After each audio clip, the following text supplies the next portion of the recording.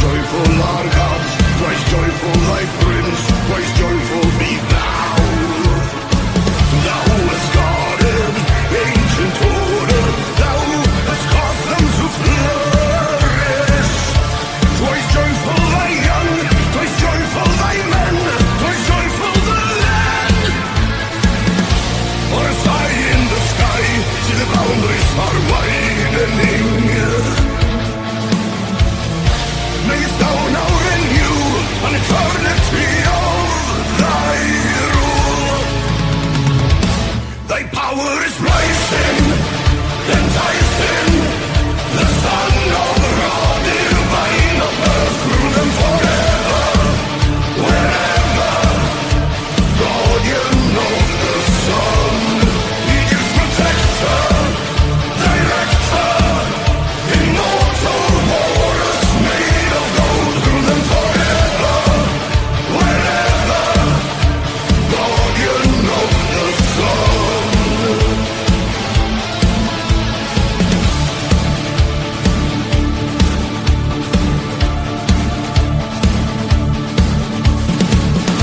He has taken the land, he has come to unite a divine right to power.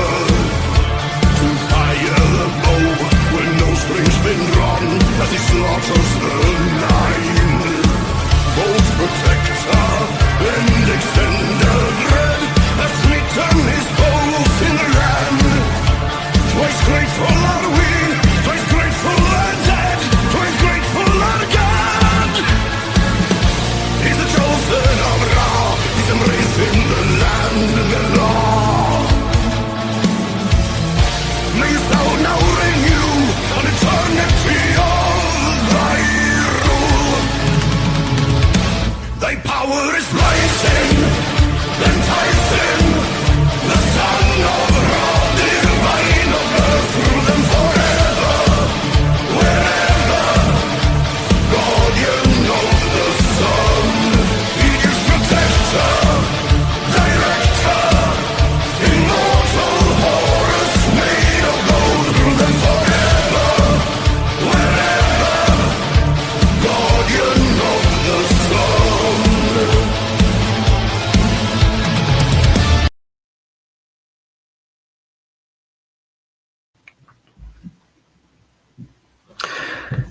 Well, no one does a God King better than the Egyptians. Hello, everyone. I'm John Coleman from ApocatastasisInstitute for the Humanities, an alternative college and high school here on New Milford, Connecticut, USA.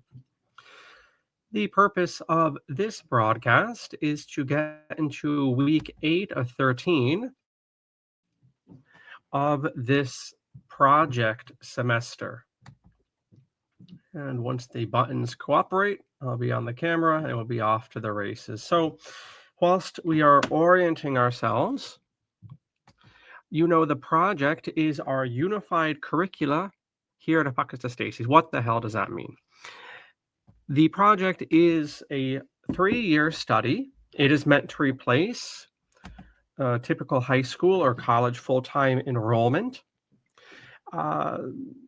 There are gradations that are available for people, especially adult learners who want to meet just once a month or even once a week. But what I'm talking about here is our top shelf commitment to the project. It's full-time enrollment, 4 days a week, and we cover in a 3-year cycle of integrated readings and conversation and writing, our own essays and so forth. We cover all of human history from the dawn of mankind until the present. This is a truly unique opportunity. It exists in no other school, period. To study the spread of human life through history and art, linguistics, philosophy in an integrated fashion. That's what makes the project unique. We're miles away from getting our final text, but there is the provisional volume 1 of 4, which you can download.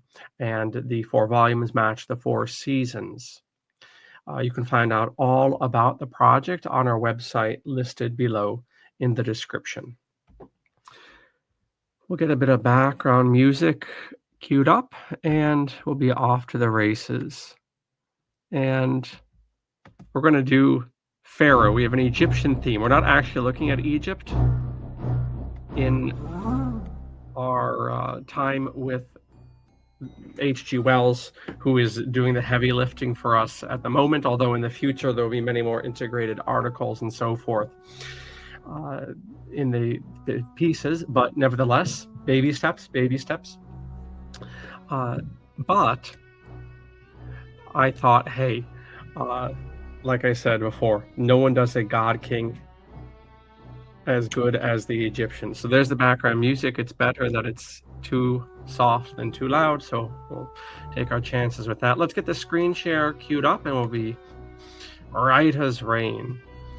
Now we're coming into real history. We started that last week, and when I say history, you know that means written language. You do not have history before writing. It is simply impossible because the historical discipline is very much predicated on writing. Things like archaeology or art and whatever, of which we have plenty prior to the creation of writing, they exist, but you are really in the realm of speculation.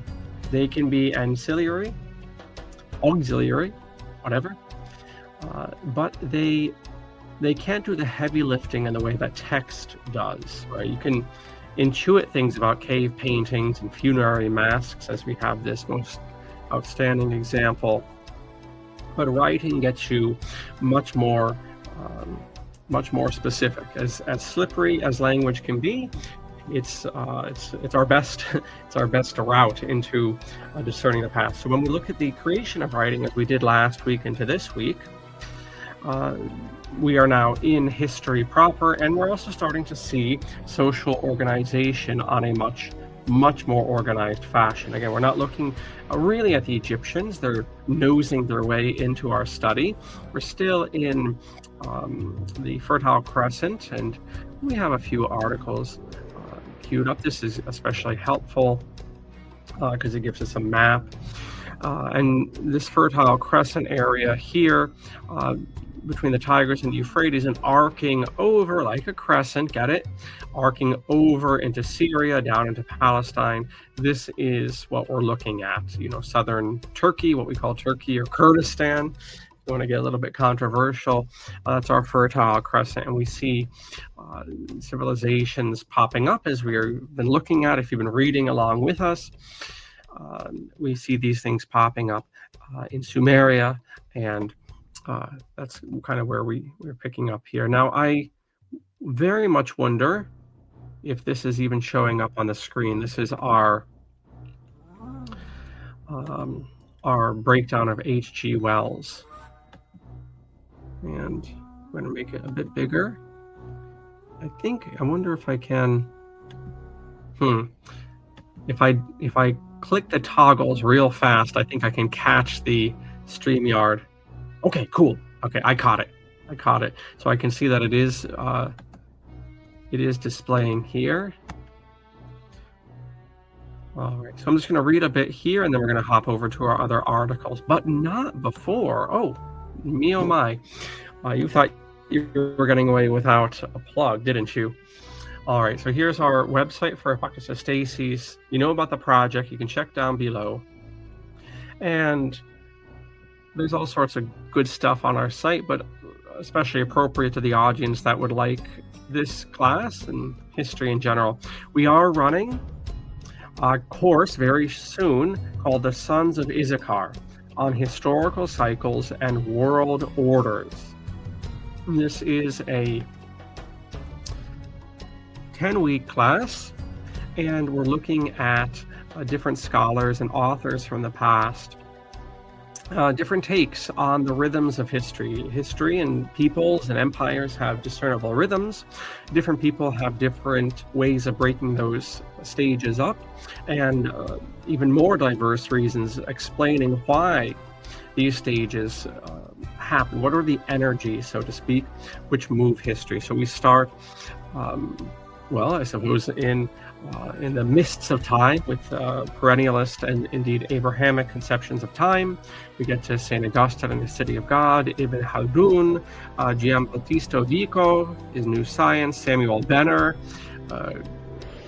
perfect snapshot of America in the late 19th century. Samuel Venner and the Better Prophecies, Otto Spengler and the Decline of the West, Arnold Toynbee and his study of history, Neil Howe and I don't know what the W, William Strauss, I don't know, Howell and Strauss and their fourth turning from the 1990s. Take a little bit of a break for Christmas, who come back with Roy Dalio and the Changing World Orders, finishing up with Peter Turchin and Secular Cycles. So this is a college level course. We can accept and do accept students of about 15 years of age for this, and this is a real gem, especially these days. All right. And so important to the poetry and to the life of Apocatastasis is, or to the project and to the life of Apocatastasis is poetry. And we're coming up, as of this recording, with the American celebration, so-called, of Halloween. So we have Mary Elizabeth Coleridge's The Witch. I have walked a great while over the snow, and I am not tall nor strong. My clothes are wet and my teeth are set, and the way was hard and long. I have wandered over the fruitful earth, but I never come here before. Oh, lift me over the threshold, and let me in at the door. The cutting wind is a cruel foe, I dare not stand in the blast. My hands are stone and my voice a groan, and the worst of death is past. But I am a little maiden still, my little white feet are sore. Oh, lift me over the threshold, and let me in at the door. Her voice was the voice that women have who plead for their heart's desire. She come, in the quivering flame sunk and died in the fire. It never was lit again in my heart since I hurried across the floor to lift her over the threshold and let her in at the door. Tu autem Domine miserere nobis, thus is The Witch by Mary Elizabeth Coleridge. This little summary, you might as well dive into it. We read that the author presents a chilling tale of a wanderer seeking shelter from the elements. The poem is composed of 2 stanzas, each featuring a plea from the protagonist. The first stanza establishes the harsh conditions the speaker faces. The second stanza reveals the speaker's true nature as a witch, pleading for her entry. Her voice is oddly seductive, yet tinged with a hint of menace. So there we go. The Witch. Very seasonal, isn't it? I don't know why people have a problem with Halloween. It's basically the American Protestant version of the Carnival that's found in other parts of the world. And actually, speaking of religious affiliations and culture, I'm going to be speaking very soon on the legacy of the Reformation, and as the presentation will be entitled, Why is American Religion So Odd? Well, anyway, let's hop into here. And H.G. Wells, who writes in the Outline of History, which we're using for our workhorse text in the project as of now, H.G. Wells describes very dramatically the differences in alphabets between the Oriental civilizations, especially the Chinese, and Western ones, where we're looking at, well, as we see with the Egyptians, we're looking at very much hieroglyphics and just the very different thinking patterns that indicates compared to phonetic language. Phonetic, Phoenicians. So phonetic language would be like English, right? Where each phoneme, right? Every letter has a sound, a phoneme. Well, we actually trace this back originally to the Phoenicians. They were the first that we can identify with a phonetic language. Again, very different than a hieroglyphic symbolic language. Nope. I don't worry about what you click on here and dragging icons all over the place. Speaking of hieroglyphs, right? We're kind of going back in a sense with our text messages, aren't we, to hieroglyphs, right? I mean, there's emojis. Those emojis are hieroglyphs. It's interesting too. I'm going to start reading here, but when I type on the Word program, the typing program, also I see this in emails. Every word that's misspelled, when the computer doesn't know what it is, it just suggests the word emoji, and I don't know what's going on there. It's not suggesting an emoji like an image. It's suggesting the spelling of the most bizarrely misspelled words that I often put into the program. The solution is always just use the word emoji. Go figure. Anyway, Will's right. So we're looking at week 8. Life had at first, it must be remembered, only a discontinuous repetition of consciousness. As the old died, the young were born. Such a creature as a reptile has in its brain a capacity for experience. Let's see if we get this a bit bigger. But when the individual dies,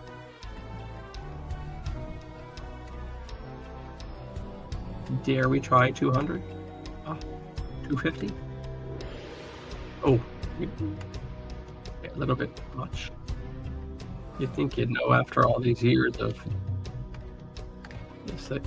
what are the right settings. Anyhow, most of its motives are purely instinctive, and all the mental life that it had as a result of hereditary birth inheritance. But ordinary mammals have added to pure instinct tradition, a tradition of experience imparted by the imitated example of the mother, and in such cases mentally developed animals as dogs, cats, or apes, by a sort of mute precept also. For example, the mother cat chastens her young for misbehavior, so do mother apes and baboons. Primitive man added to his powers of transmitting experience, representative art, and speech. Pictorial and sculpture record and verbal tradition began. Right, that is one of the things, going back to the beginning of this course, that we looked at, the ability of man to communicate and also to envision time, hence tradition. These become a very important tradition, in a sense, as a hack. Custom or taboo, these are hacks.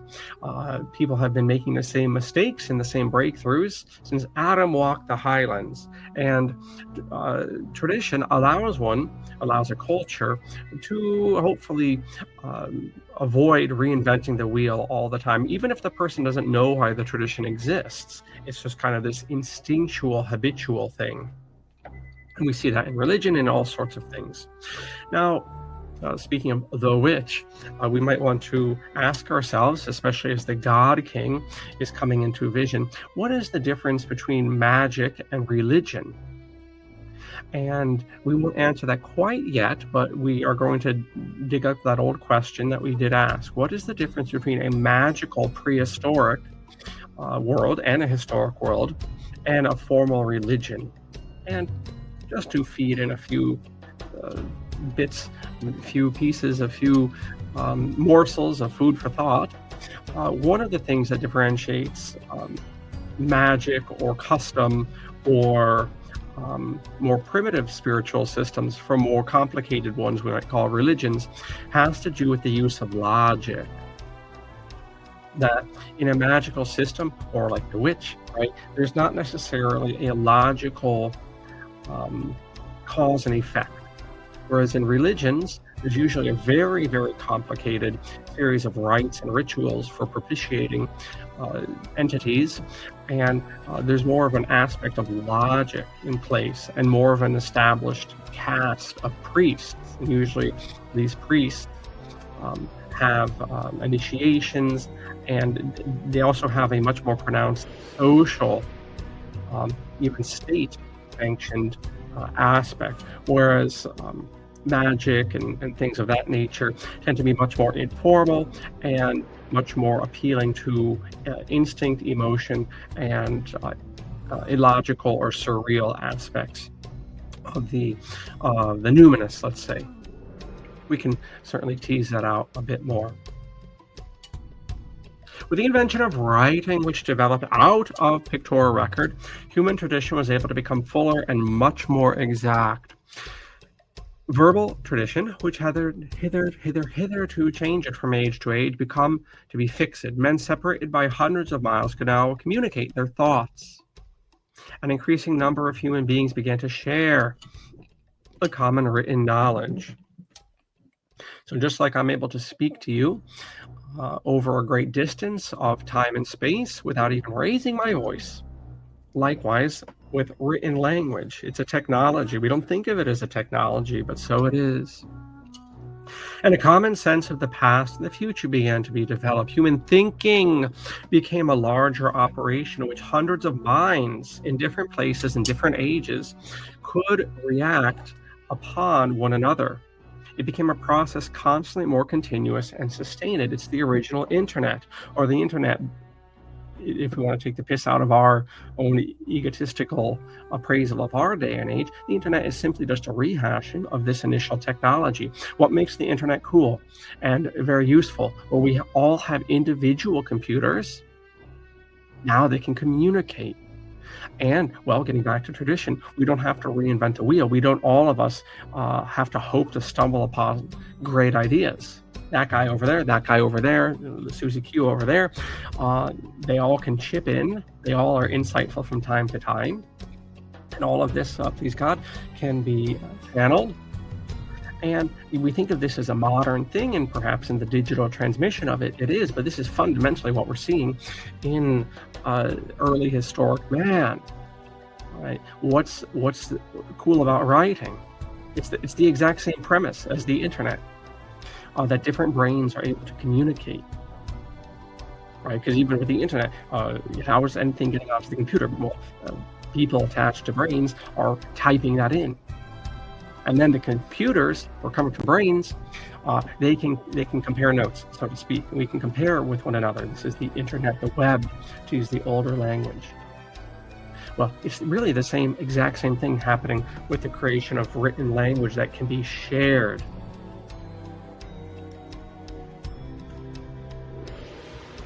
For hundreds of generations, the full power of writing was not revealed to the world, because for a long time the idea of multiplying writings by taking prints of a first copy did not become effective.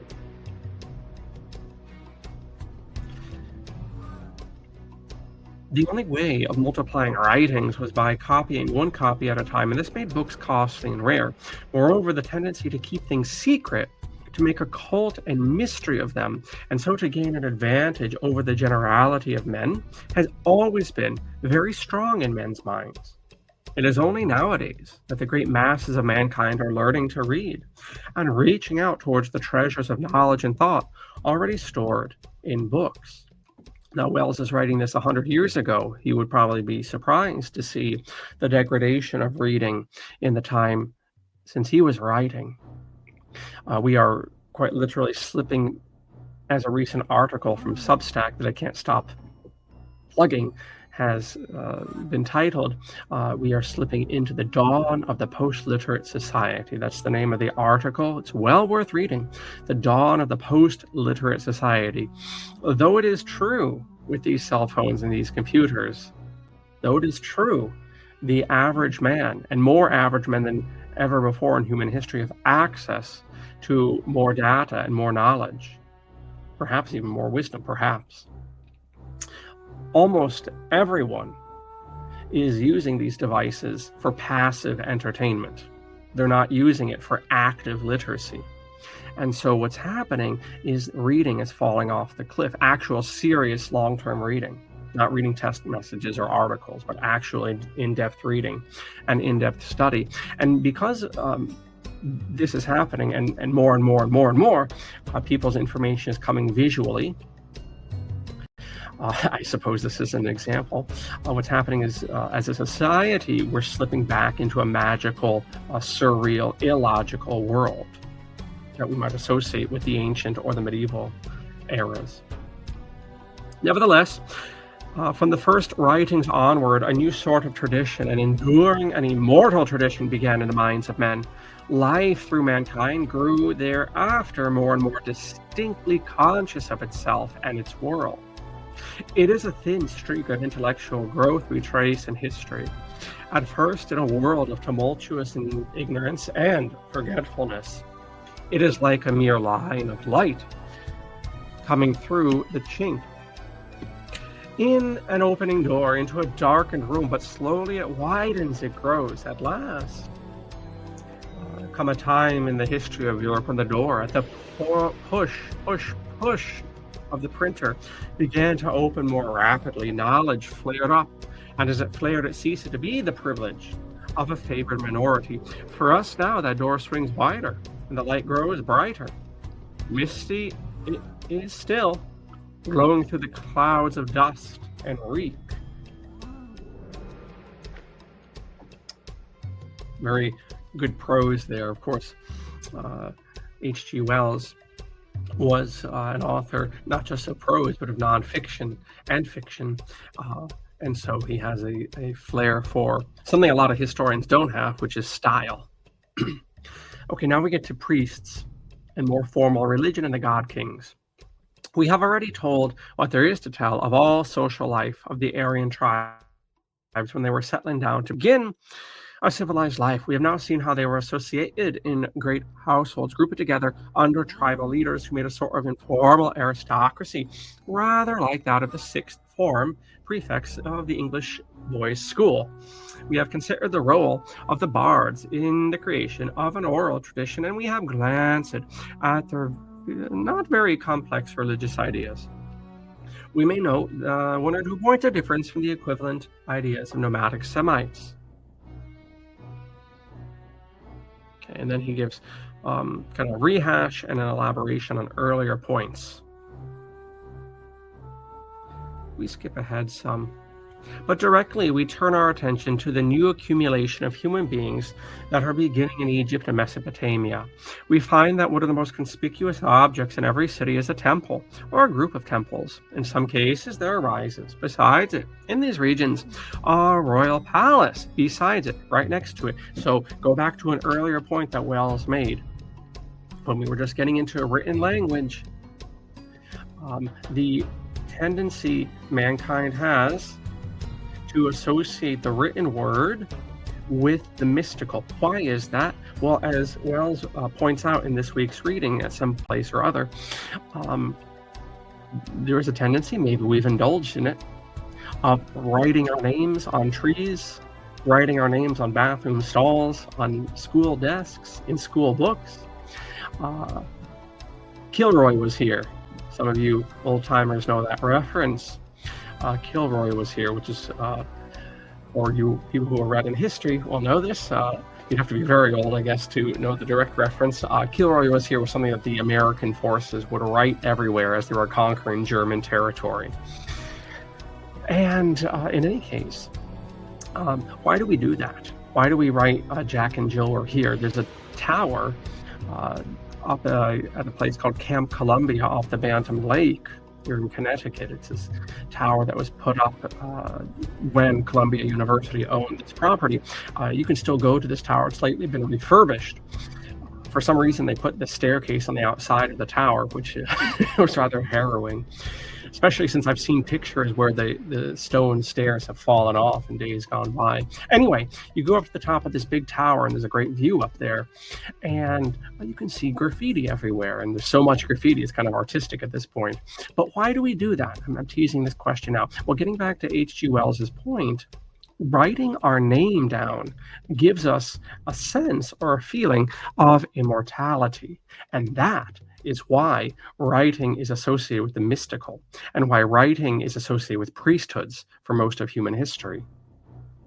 Because there's something mysterious and immortal, or at least apparently immortal, about writing down things. You can not just transmit your thoughts to other living people, but as we are seeing here, by the time you're watching this, I'm not giving this class anymore. In a sense, I'm still talking in real life. I might be dead by the time you watch this. I might be on the moon by the time you watch this. Who knows?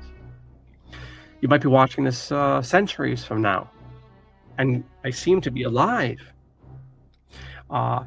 In a sense, centuries from now or weeks after this recording. So it's the same principle. There's something mystical going on here, or apparently mystical. So we have temples, and then notice also very often palaces growing up next to them. The palace of Knossos, with its, I need a vowel here, with its sign of comfort and pleasure seeking, and the kindred cities of the Aegean peoples include religious shrines. But in Crete, there are also temples standing apart from the palatial city households. By the way, I don't want to assume things. It's always good to brush up. So here's a map, once again, of what we're looking at. The Aegean Sea is Greece over here, right? This is the Aegean Sea. Okay. Just to orient ourselves, here's Egypt, right? Anatolia. There's Mesopotamia. This is Sumeria, this area that we're looking at here, right? Up here is the Caucasus. Okay, just want to orient ourselves. So here's Crete over here. You see my cursor, that's what he's talking about, is Crete.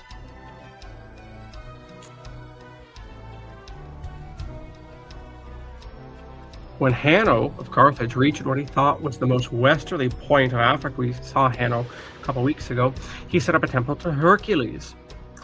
We have, in fact, come now to a new stage in the history of mankind, the temple stage. In all these temples, there was a shrine dominating. The shrine was commonly a great figure, usually of some monstrous half-animal form, before which stood an altar for sacrifices. This figure was either regarded as the god or as the image or symbol of the god for whose worship the temple existed. And connected with the temple, by the way, these are sequential readings, so you see there's a break for Friday, but in the original text, it just carries on seamlessly. Connected with this temple, there were often a considerable number of priests or priestesses, the temple servants generally wearing distinctive costumes and forming an important part of the city population. They belonged to no household, as did the simple priest of the primitive Aryan. They made up a new household of their own, so they're a new social caste. They were a caste and class apart indeed, attracting intelligent recruits from the general population. The primary duty of this priesthood was concerned with the worship of and sacrifices to the gods of the temple, and these were done not at any time, but at particular times and seasons. There had come into the life of man with his herding and agriculture a sense of a difference between the parts of the year and of a difference between day and day. Men were beginning to work and to need days of rest. The temple, by its festivals, kept count. The temple in the ancient city was like the clock in the calendar upon a writing desk. Of course, you can only have temples when you have stable population centers. So you can't have temples of any real complexity nor any real consciousness of time, not in this level, unless you have stable communities anchored to the ground with farming and raising animals and crops. But there was a center of other functions in the temple. It was in the early temples that the records and tallies of events were kept and that writing began. See, there we go. And there was knowledge there. For the people who went to the temple, not only en masse for festivals, but individually for help. And of course, in the temples, as we said before, were where you kept the business records too. People are less likely to play around and play games, shall we say, if there's a divine sanction. So we see, again, everything comes out of the temple. All of these things, businesses, record-keeping, writing, priesthoods, politics, eventually sports, music, architecture, everything springs from the social function of religion. The early priests were also doctors and magicians. In the earliest temples, we find those little offerings for some private and peculiar and particular end, which are still made in the chapels of Catholic churches today. Ex votos, votive offerings, and models, hearts, relieved and limbs, restored acknowledgments of prayers, answered and accepted vows. Okay, so now I'd like to move to another article, and we're just going to check the tech. This is good internet hygiene, as I coined a term the other day. Okay, so this is kingship in the ancient world. I just want to read a little bit from the preface, and we'll bring the bird down. And don't worry, we will get much more into ancient Egypt in the future. But the creation of the primitive mind, the creations are elusive. It concerns its concepts, seem ill-defined, or rather, they defy limitations. Every relationship becomes a sharing of essentials. The part partakes of the whole, the name of the person, the shadow and effigy of the original. This mystic participation reduces significance of distinctions, whilst increasing that of resemblance. It offends all our habits of thought. Consequently, the instrument of our thought, our language, is not well suited to describe primitive conceptions. We want to isolate a single notion, but whenever we make an attempt, we find ourselves holding a mesh of wildly flung nets, and we seem condemned either to trace its ramifications into the remotest concepts of ancient life, or to cut a skein and pretend that the concepts thus forcibly isolated corresponds with primitive thought. Our treatment of God Kings will then be unhistorical, but it will be only so because it disregards, not because it violates historical truth. It will be phenomenological in that it will be a systematic discussion of what appears, but it will not follow one single line of argument. Rather, it will converge upon the central problem from different directions. This procedure is not without disadvantages. We shall find that the coherence of the thought of the ancients will make itself disturbingly felt. At each approach, we are bound to touch upon phenomena which require another avenue to be fully understood, and which therefore try the reader's patience for the time being. The basis of our alienation from the ancients lies in the achievements of Greece and the teachings of the Old and New Testaments. That's interesting. It is therefore logical to envisage upon the ancient Near East as a whole. But it is fortunate that Egypt and Mesopotamia differ profoundly in spirit. For if across the chasm which separates us, we are focused now on one and then the other of these two great centers of civilization, we shall find that the interplay of contrast and similarity sharpens our sight not a little, but moreover are thrown in strongest relief by the comparison with the Hebrews, who were familiar with the cultures of Egypt and Mesopotamia, but fanatically rejected the highest values recognized by both.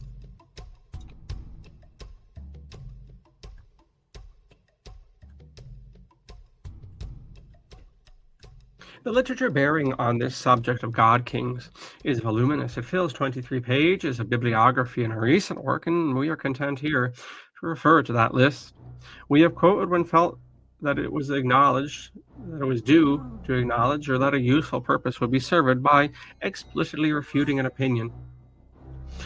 Such discussions are relegated to the notes. Okay, now we're going to skip ahead some.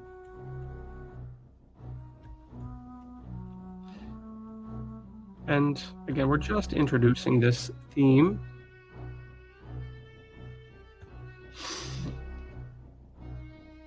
Of God Kings. And it's interesting, there is a statement on the part of Wells, how the burgeoning, what we'd say, civil structure, even that's a little bit clunky language to use, how that was content to let the priests act for most of the religious functions, whilst these kings, these God Kings, would concern themselves with the humdrum of life, and doing, the more occasionally ceremonial aspects.